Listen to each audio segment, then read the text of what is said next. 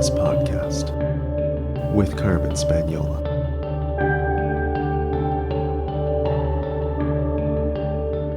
Welcome to a Numinous Podcast special edition 3-part mini-series called Healing the Abandonment Wound. This is part 2 of a recorded lecture I delivered to the Canadian Association of Clinical Hypnotherapists in 2014. In part 1, I defined abandonment in detail, including associated issues like spiritual abandonment. I also shared resources from Bruce K. Alexander and Dr. Gabor Mate, which I'll speak to in greater detail in this portion of the lecture. In this second part of the series, I dive deeper into the psychobiological aspects of attachment and also addiction.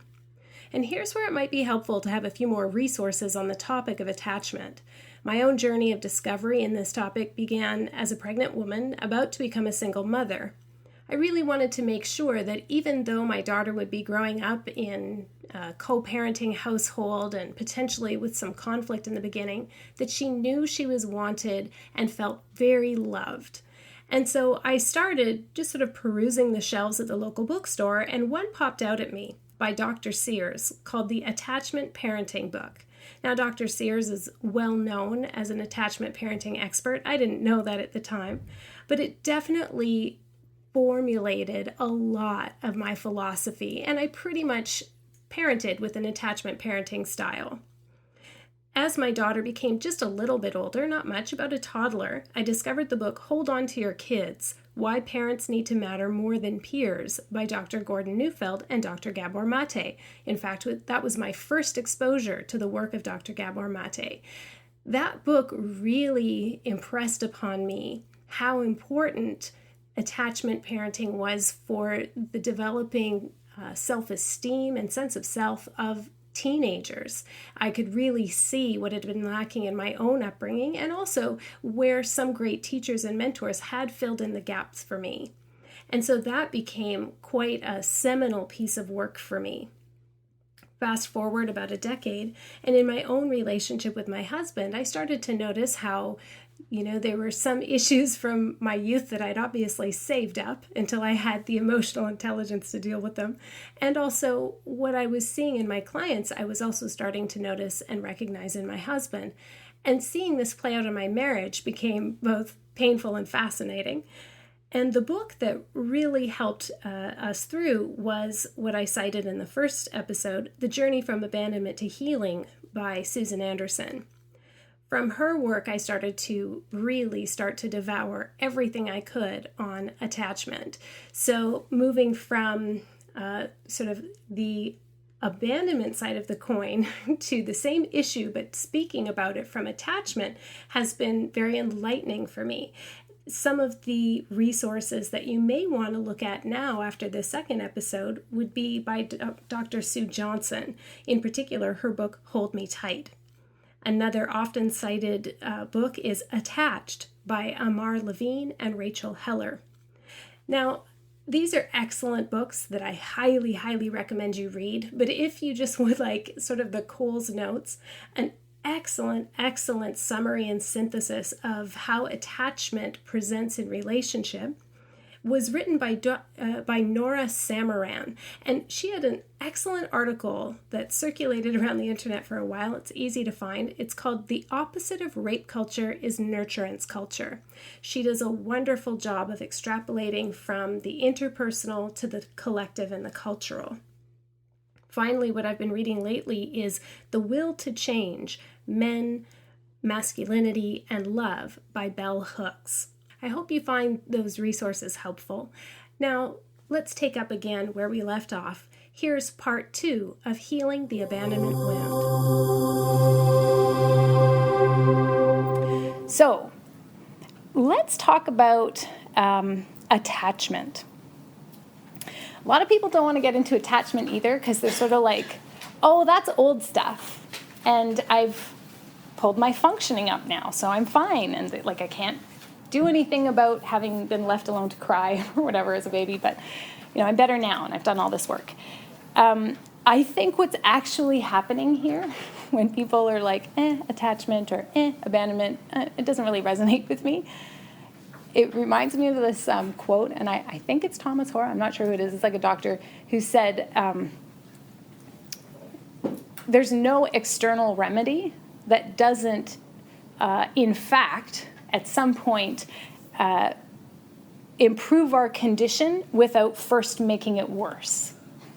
So it's like, you have to make it hurt again before it can get better. And because we all know that, it's way easier for us to say, I've done a lot of work on that. So just give me the symptom treatment, please, because I don't want to go to the core of it. And also, we don't want to blame because of that intention and impact thing. And so instead, it's the beach ball underwater, right?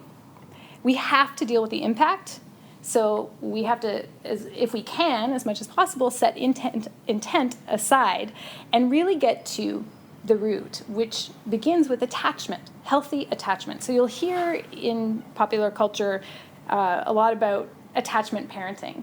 And I think, and that's when, in baby books, it's like baby wearing and co-sleeping and, like skin-to-skin contact. We don't have babies and put them in the maternity ward anymore and just bring them to their mother for feeding and then put them back. We don't do that because we know that contact is so important to create that bond, right? So attachment is the drive to pursue closeness and contact.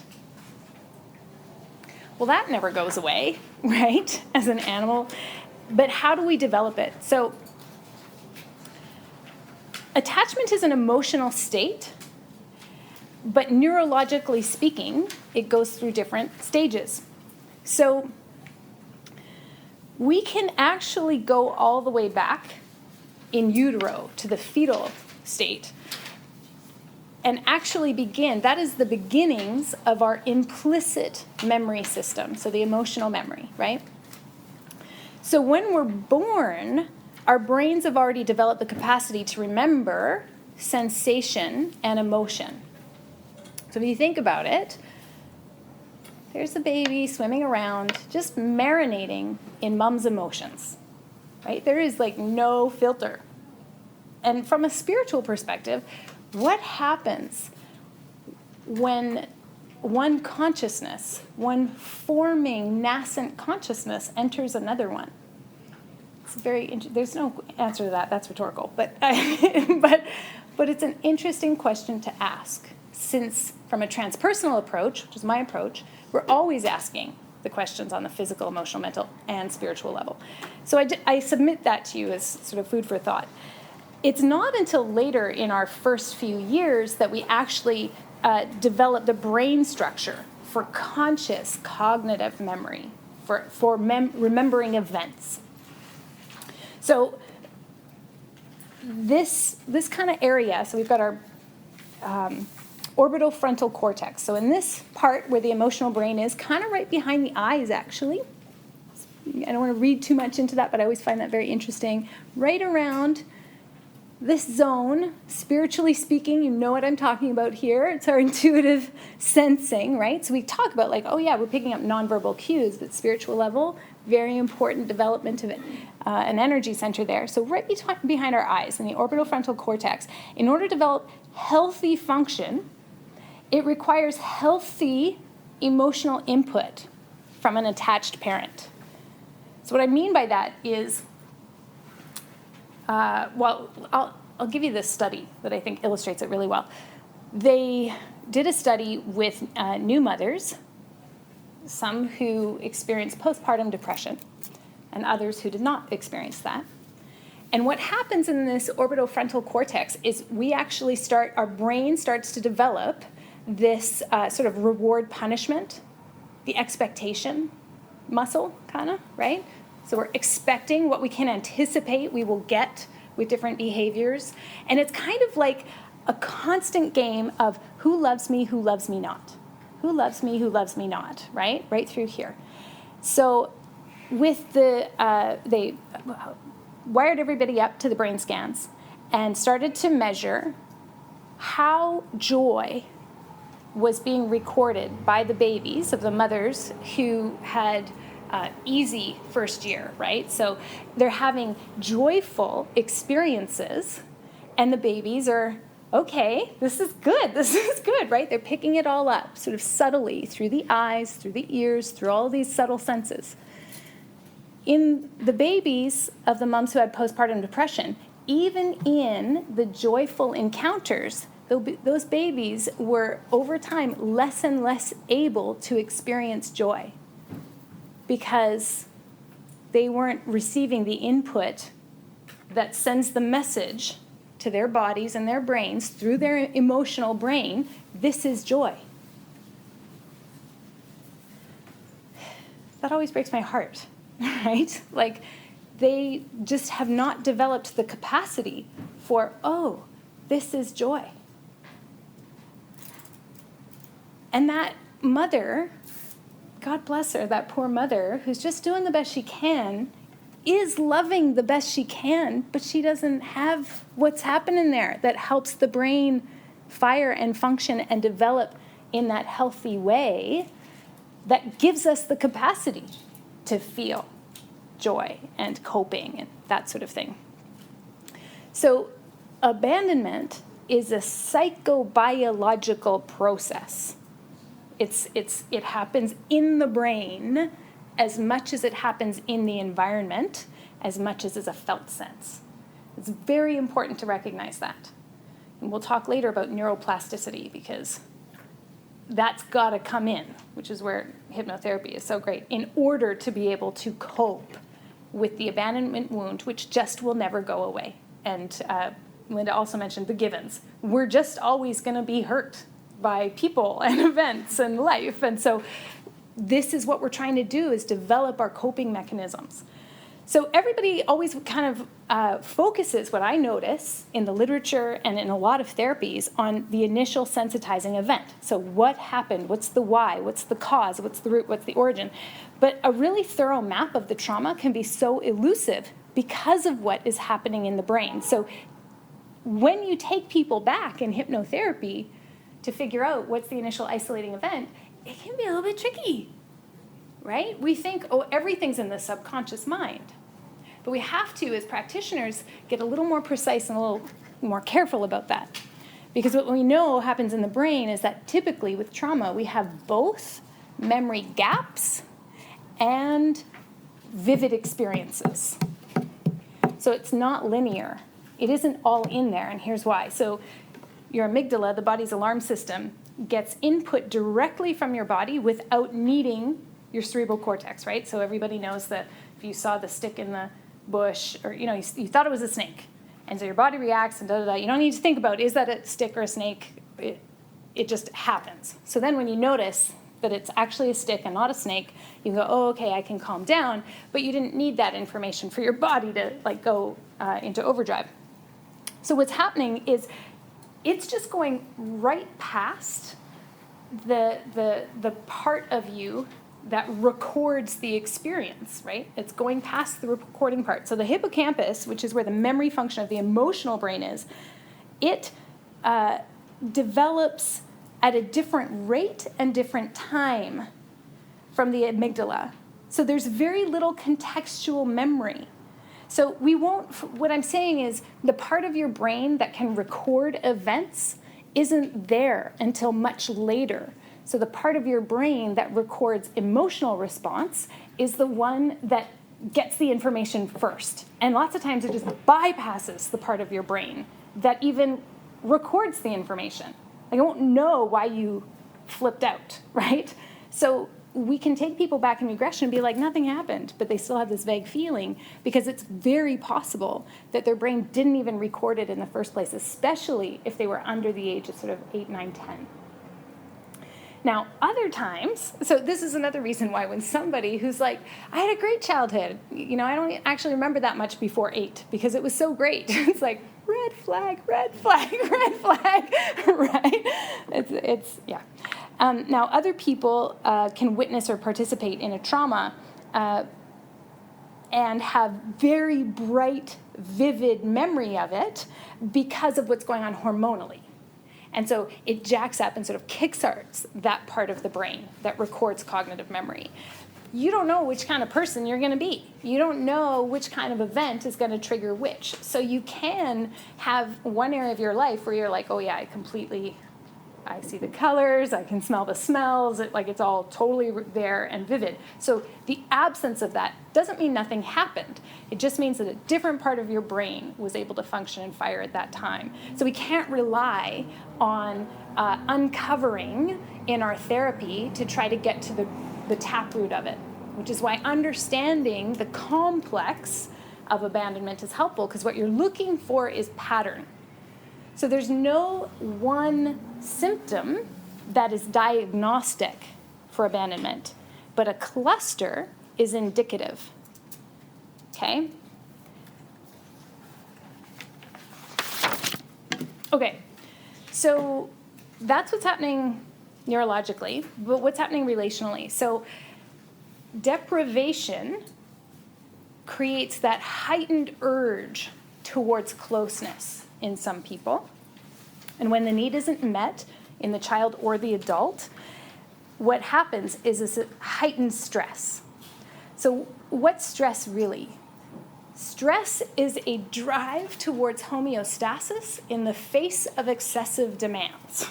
So you're like, I'm fine. Like homeostasis, right? The drive to keep things the same. And so you're like, I'm okay, even as more stuff is getting loaded on. So the child or the adult, in the face of, let's take the crying baby, although it could happen at any time. In other words, you stop crying because nobody's coming. And so you're like, I'm fine. And then you start to hope that the not crying is the behavior that will get the person to come. So then you're still waiting. And everybody's going to be different on this continuum about how long they can wait, still hoping the other person's going to come, holding that stress. And then eventually what happens is you've sat in a prolonged state of helplessness long enough that you just stop crying and suppress emotion, and you just protect yourself by being like, you know what? Screw people. They never come anyway. And so you protect in order to not be hurt. So the trauma then is frozen inside you.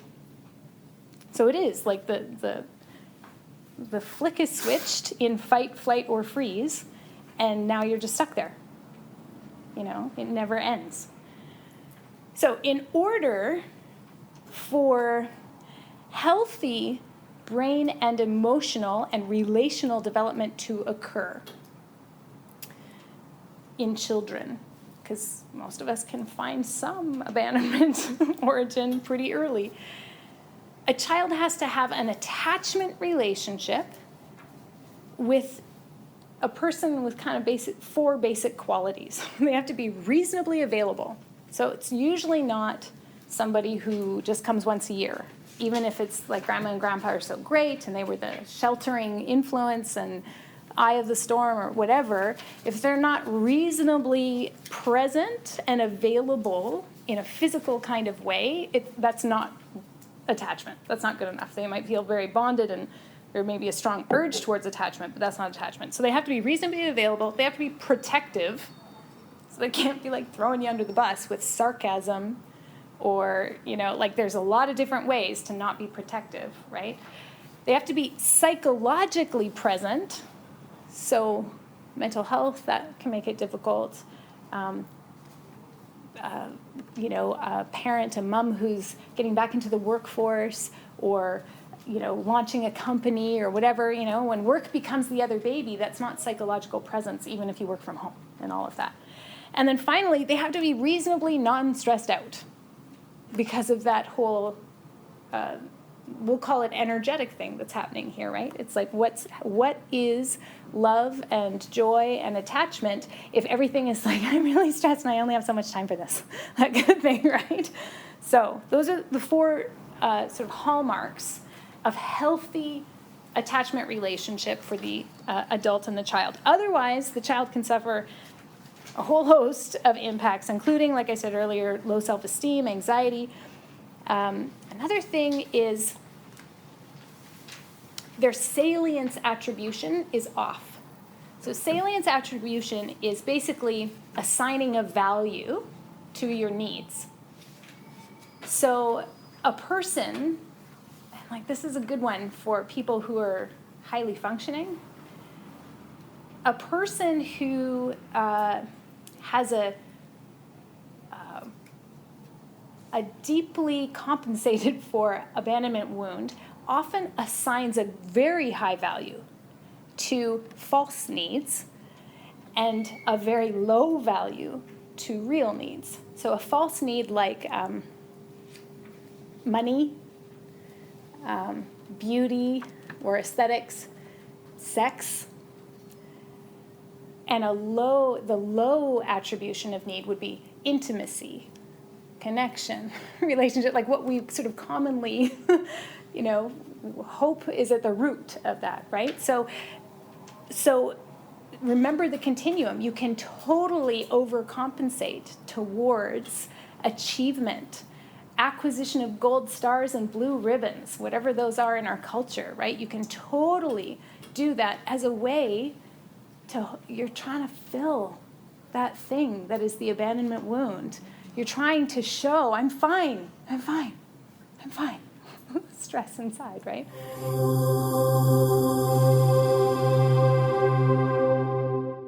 That's attachment. Let's talk about addiction, because there's the continuum of addiction as well.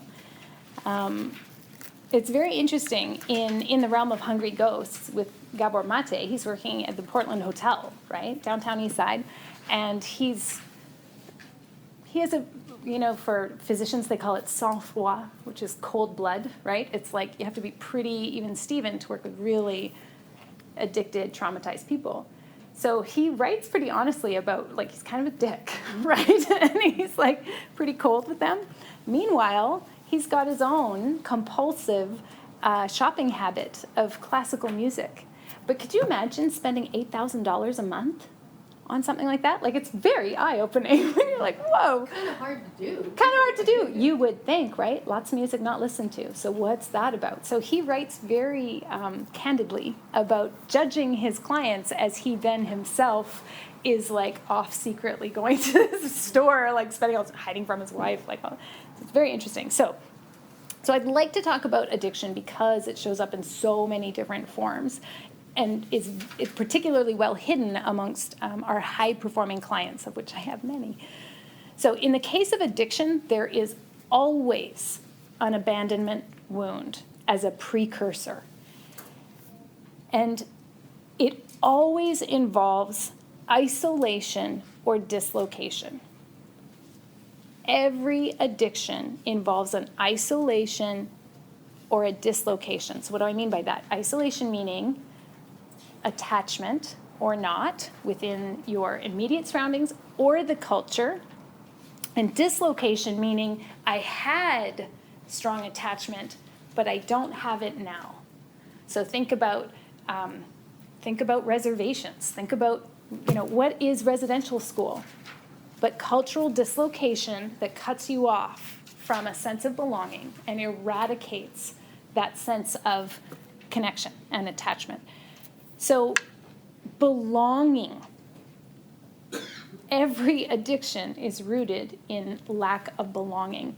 And people love to talk about instant addiction of substances, but I would commend to you and submit to you to read Bruce Alexander's work on that, because there have been many large-scale studies that show that, this is what Rat Park is. Here's the rats. So when the war on drugs really kicked in, got really full funding in the U.S., they were using these very cruel experiments with rats. And this is like in the 70s and 80s, where they would give them heroin. And so the rats would have this, like no water, nothing else. All they would have is this little vial of heroin. And they wanted to see, like, will the rats become addicted if it's around? And so what they found was, like, of course, the rat takes it once and acts weird and gets sick and it's really awful to watch, but then they just go back to it. So it was like, wow, this stuff is like potent, because every time, every rat becomes totally addicted within a very short period of time. Bruce Alexander started to go, well, I wonder if there's some rats that have more of a sort of propensity or proclivity towards it than others, and it's hard to tell. It's hard to control for that. So we're going to put a few rats together and see which ones, and then we'll isolate the ones that get addicted first, and we'll study that. Well, what happened when they were all together? The rats would take some of the water. It was sweetened water that had heroin in it. They'd take it, and they'd be like, oh, that made me feel sick. They would never go back again. So not a single rat in the group of rats became addicted. So we start to be like, maybe there's something else happening in here. Maybe it's stressful for the rats to be alone, and there's nothing else to do, and that sort of thing. So he started Rat Park. And they started to do all kinds of things to try to get the rats to be addicted. But it's like, if there's stimulation and there's community and belonging and all this stuff, they couldn't get the rats addicted. So then he started to be like, I wonder what happens if you look at human populations. And what do you know? The ones who are most likely to become addicted, when you look at this, are the people who have been dislocated or they are isolated. There's no psychosocial integration. Frequently, these are people who show it visibly, but more and more in our culture, it's easier to hide. So what I mean by that is, First Nations who have been dislocated from homeland, and it's like a people without a home, you can see them. You can see them, right? It's like, oh, you are an addicted person and you're on the street and you look like everybody else here, so it must be your people. Well, you have to look at what's happening in the larger culture. But even if you look at, populations who are who have other factors around isolation, around people who fucked up, basically, people who've screwed up, or kids leaving home early, etc. All of the populations that you would consider more at risk for addiction, every one of them is also more likely to have been afflicted with some kind of deep abandonment wound. Sexual abuse, abandonment trauma, parents who were not psychologically or emotionally available, all of those other abandonment conditions are pre-existing in people who have a likelihood to become addicted. So I would challenge you to work with any of your clients with addiction to not find some abandonment there. So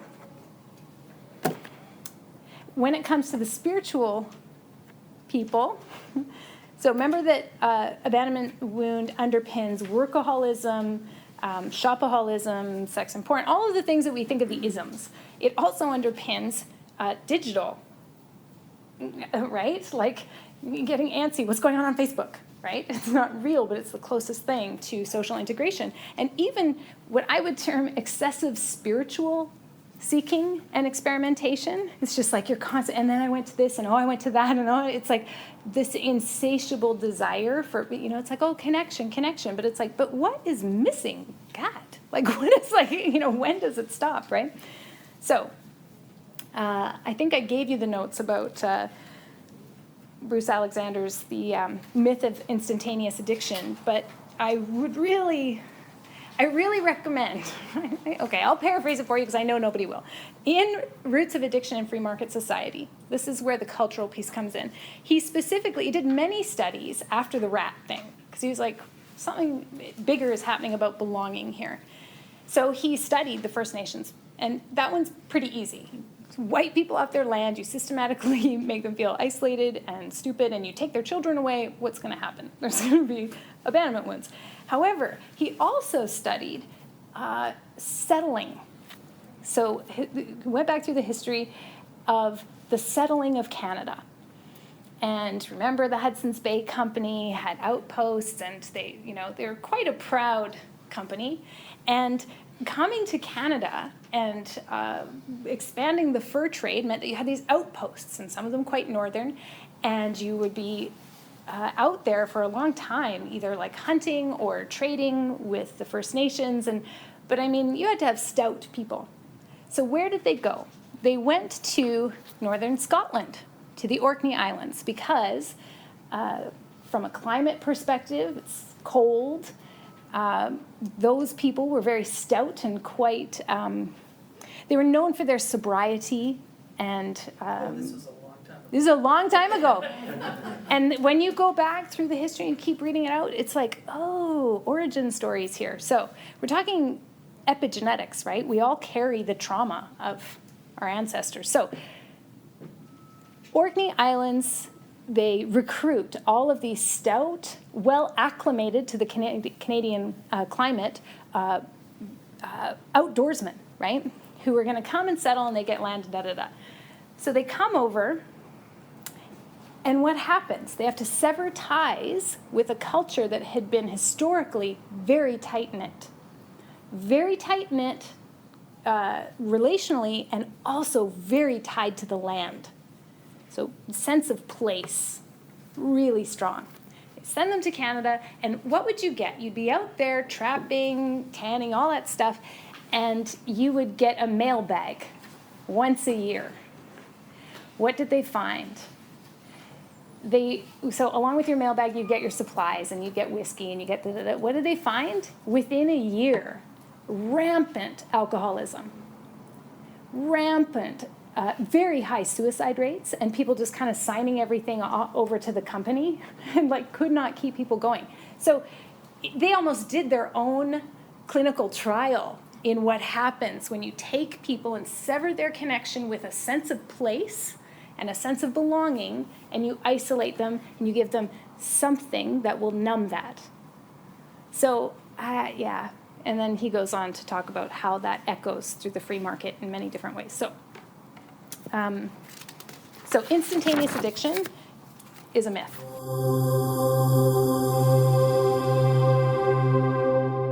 I hope you enjoyed that second episode of this 3-part Numinous podcast mini-series, Healing the Abandonment Wound. In the third and final episode, I'm going to be giving a very brief overview as to how I incorporate hypnotherapy into the 5-step therapeutic approach to recovering from the abandonment wound. As always, I really appreciate you supporting the show. And until next time, take care.